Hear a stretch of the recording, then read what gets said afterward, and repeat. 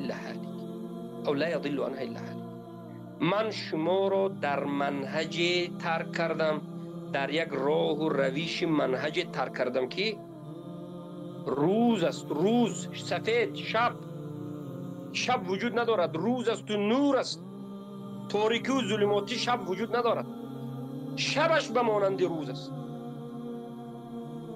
و بجز حالیک خودمرده و بجز اون کسایی که هلاک یافتند دیگر کسی از این منهج بیرون نمیشه. اگر این منهج اینقدر روشن باشد، اینقدر واضح باشد، چرا در شناخت علما قسمی از مردم در حیرت و در ضلالت هستند؟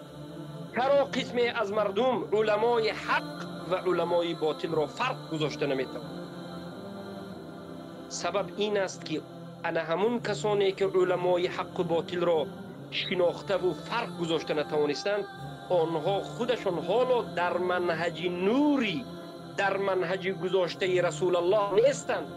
هر کسی که در منهج است، هر کسی که از منهج خبر دارد، هر کسی که در همین راه روشنی گذاشته رسول الله قدم گذاشته است که این توحید است و این قرآن و سنت با فهم سلف این امت فقط دعوانه علما و عملا و تطبیقا هست، عقیدتا عملا، این البته میفهمد که این علما چگونه علمای حق، چگونه علما و علمای باطل چگونه علماست. این میفهم. برای یک انسانی که از حق آگاهی دارد، از توحید آگاهی دارد، از قرآن و سنت و فهم سلف این امت آگاهی دارد، شناخت علمای ربانی آسان ترین چیز است. شناخت علمای باطل، علماء السوء، ائمه المضلین، آسان ترین و سهل ترین چیز است. اما افسوس، صد افسوس که امروز مشکلی در خودی انا همین برادران و خواهران مسلمان ما هستند که دعواهای سخت دارند، دعواهای بزرگ دارند، دعواهای بلند دارند که ما موحد مسلمانیم. میبینی همراه علمای اخوانی است. سبب چیست؟ سبب این است که اینها فقط دعوا دارند از توحید، از دقایق، از درک مسائل تطبیق و تحقیق توحید، از الولاء و البراء که مغزی توحید است بیخبر است. اگر اینها به این قله علم، به این قله عمل، به این قله فهم الولاء و البراء می رسیدند، اینها میفهمند. چرا علما میگن که الولاء و البراء قله بالاترین درجه توحید است؟ برای چی؟ برای که به این الولاء و البراء پیش از رفتن تو اول توحید میفهم و بعد از توحید فهمیدن درک میکنی. بعد از این چیکار میکنی؟ درک و فهم توحید آموختی و فهمیدی و درک کردی. بعد از این صادقانه تطبیق و عمل میکنی. تطبیق و عملی تو چی میشود؟ همین الولاء و البراء یکی از تطبیق اساسی مغز توحید، یعنی با آخرین مرحله توحید، بالاترین درجه توحید، شناخت حق و موالات به اهل حق و علمای حق و شناخت باطل و براءت از باطل و اهل باطل است. اما کسانی که خود را موحد میگیرند علمای باطل را از علمای حق جدا نکردند. شیخ ابن تیمیه رحمه الله کتاب نوشتند اولیاء الرحمن و اولیاء الشیطان. فرق بین اولیاء الرحمن و اولیاء الشیطان گذاشته نتوانستند. اینها در فهم و تطبیق توحید مشکلی دارند. اگر اینها توحید میفهمیدند، تطبیق عمیق و دقیق میکردند، اینها اینچنین به این حالت نمیافتادند. فهمو برادر عزیز؟ پس این دلالت به چی میکنه؟ دلالت به آموزش میکنه، دلالت به صدق میکنه. برای همین 4-5 چیزی مهمترین است که امروز در بین برادرهای ما کمبودی دیده میشد. در این 4-5 چیز اولین این علم است. علم به توحید است. علم به لا اله الا الله محمد رسول الله است. علم به کفر بالطاغوت است. علم به الولاء و البراء است. علم به نواقض اسلام و ایمان و احسان است. اولین چیز انا من علم. ما عمومی نمیگوییم، ما میخوایم برادران و خواهران ما این مسئله را درک داشته باشند، نه فقط علم، درک به تفصیلات امروز ضرور است که بسیاری برادران ما بدانند. و بعد از علم یقین به همین علمت یقین بکن، به یک شبهات اهل بدعت پرواز نکن، گمراه نشو. امروز چقدر زیاد هستند کسانی که دعوای علم توحید و موحدی میکنند. یک شبهه ناچیزی باد می آید، صدها نفر از این موحدین رو میبینی که در زیر یک باد شبهه وزیده اهل بدعت نابود شده است. به شبهه کوچکی ناچیز خانه عنکبوتی اهل بدعت گرفتار است.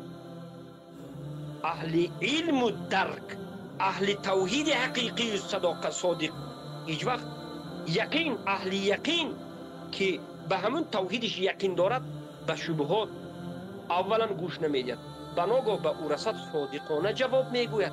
مثل ابوبکر صدیق که شبهه آوردند، خب امروز ابوبکر بیخبر بود از این چیز. این شبهه بود به ابوبکر صدیق که یک کسی در یک شب از مکه براید به بیت المقدس، به مسجد الاقصی رود، از اینجا به آسمان هفتم رود، از جنت و دوزخ ببیند. شبهه بود یا نبود؟ مشرکین آمدند خواستند که ابوبکر که یقین دارد صدیق است، خواستند که به یقین او، به صدق او شبهه گرفتند. نه، نتوانستند. چرا؟ که علم داشت به توحید، درک توحید داشت و این یقین داشت. دومین مشکلی که امروز ما میبینیم در یقینی بسیاری از دعواگران توحید است. سومین مشکلی که در بین برادران و خواهران زیاد است بعد از یقین صدق است. در علم هم مشکلی دارند بسیاری ها، در یقین هم مشکلی دارند. در صداقت کجا است؟ صدق یکی از شرط صحت لا اله الا الله. این همون چیزی که میگیم علم، یقین، صدق، سه شرط صحت پی همین لا اله الا الله است. یقین بدون علم به وجود نمیاد، صدق بدون یقین به وجود نمیاد. علم است که یقین می آید، یقین است که صدق می آید. صدق بدون علم و یقین به وجود نمیاد. بسیار از همین جهت بسیاری صداقت موحدین در روبروی اهل توحید ضعیف است. در روبروی اهل توحید صدق بسیاری ها ضعیف است. یعنی میبینی صدقش تا این درجه ضعیف است که وقتی که مبارزه بین حق و باطل است او در جانب مائل به جانب باطل است. مبارزه بین حق و باطل جوش میزند، او دیده و دانسته سکوت را اختیار کرده است. سکوت در برابری کفر و شرک، سکوت در جای احتیاج بیان، در جایی که باید توحید بیان کنه سکوت را اختیار کرد. برای چی؟ برای که یقینش ضعیف است، علمش ضعیف است و صداقت ندارد. انسان صادق در روبروی کفر و شرک خاموش نمیشه. و بعد از این مشکلی دیگری که امروز ما داریم، ثبات. الثبات یا اهل توحید گویان علما نصیحت میکردند ثابت باشید در علم خود، در عمل خود، در یقین خود، در صدق خود. ای اهل توحید گویان نصیحت میکرد. الله سبحانه و تعالی در قرآن در بالای ثابت استادن در دین الثبات چقدر صحبت ها کرده است. یکی از درجه فضیلت و بالا مرتبه بودن صحابگان این است که در همه حالتهای وزنین و سنگین ثابت قدم می ایستاد. الله سبحانه و تعالی برای همین میگه که ان الذين قالوا ربنا الله ثم استقاموا. استقامت و ثبات یعنی این استقامت است.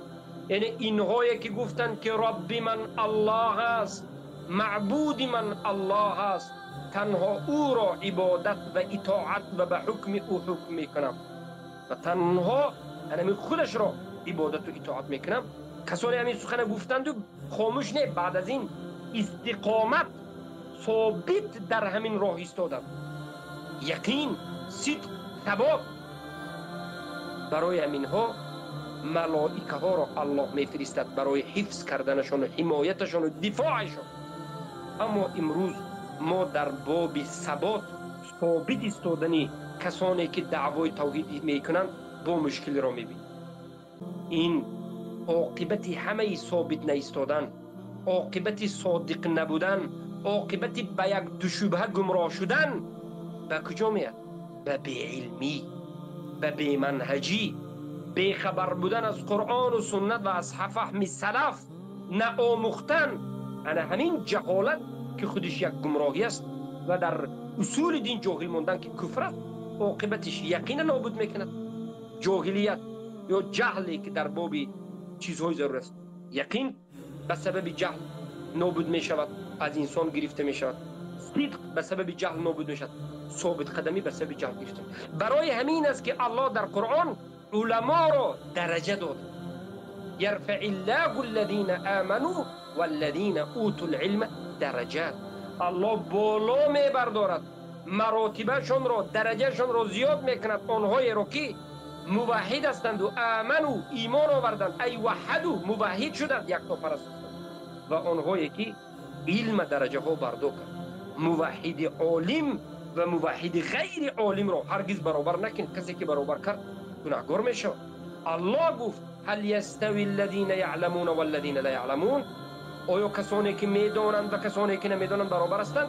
استفهام اینکاری است، برابر نیستند. کسی که کور است و کسی بینا است برابر است؟ برابر نیست، هرگز برابر نیست. برای همین الله سبحانه و تعالی علمای ربانی، کسانی که علم در بالای توحید دارند، یقین دارند، صدق دارند، ثبات دارند، اینها را چیزی که کرد گفت شهید الله انه لا اله الا هو والملائکه و اولو العلم قائما بالقسط. الله در قطار خودش ملائکه علما را ذکر کرد. موحدین ما که تا روز قیامت علمای موحدین میاد. یک علمای موحدینی یک معین عموم. الله گفت که شهادت داد خودی الله که نیست معبود برحق بجز او و انا همین شهادت را غیر از الله ملائکه، همه ملائکه دادن. و این چنین علما صادقین اینها نیز شهادت دادند و میدهند که نیست معبودی برحق بجز الله. زیرا که علما به علم دلیل های زیاده را دیدند، هم دلیل هایی که از فطرت است، هم دلیل هایی که از عقل است، هم دلیل هایی که به چشم با عقل دیده می شود از این عالم دنیا، و هم دلیل های صدها و هزارها دلیل در قرآن و در سنت و در اجماع سلفی. این دلیل ها را علما دیدند. جهلا نه در فطرت، نه در عقل، نه در نظر این عالم که با کارکرد عقل پیش میبرد و نه در قرآن و سنت و اجماع هیچ دلیل نمیبینید. فرق وجود دارد. برای همین بیاموزید، بیاموزید، خواهرو کوشش بکنید. حیاکم الله. بله، لیکن جزاکم الله خیر. حیاک الله، حیاک الله. لیکن برادر عزیز، برادران و خواهران عزیز، حیاکم الله، یک لحظه. کسی که همین سخنی ما را تحصیل کرد اگر خاموش کند، انا همین اگر گروه و پرتو ما به ایصال کند، این یک موضوع بود. موضوع همیشه یک به یک